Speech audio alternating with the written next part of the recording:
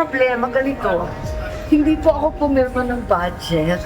Makikita po ninyo hindi ako pumirma, kaya itanong na lang ninyo sa iba. Senator Amy Marcos alam na raw na may mga kababalaghang nangyayari sa budget kaya hindi na raw na ito pumirma pa sa panukalang pundo ngayong taon.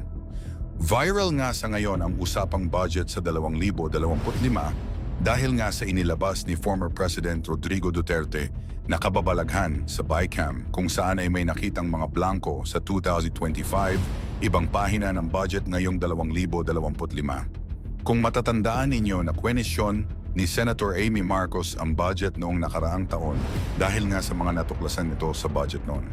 Kwenisyon noon ni Senator Amy Marcos ang mga puwang sa budget noong 2024 dahil nga sa kadahilan ng may kababalaghan itong nakikita sa budget noon. Una na itong itinanong ni Senadora Amy noon.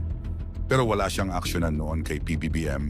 Natoto na daw ang senadora kung kaya't hindi siya pumirma sa budget ngayong taon. Dagdag pa nito na bakit hindi na lang tanungin ang mga ibang senador na pumirma sa sinasabing mga blank items na appropriations na naging basihan upang maaprobahan ang GAA na siyang sinasabi ni PBBM na walang blanco. Sa ngayon ay hindi pa naglabas ng kahit anong komento rito ang House of Representatives. Sa ngayon sinabi naman ni Gabriel Representatives Arlene Brosas na hindi siya naniniwalang may mga blanco sa GAA dahil una nang sinabi ni PBBM na wala itong blanco. Bukas naman si Gabriela Representative na imbestigahan ito upang malaman ang katotohanan kung sino ang mga nasa likod nito.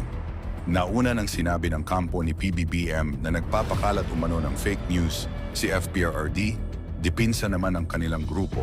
Legal na opinyon lamang ito ni Duterte.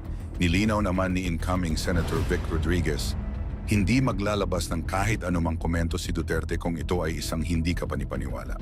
Sa ngayon, ang national budget na aprobado ni PBBM ay mananatiling constitutional habang wala pang isinasampang kaso laban rito. Magiging invalid lamang ito kung mapapatunayan na may paglabag sa nasabing pundo.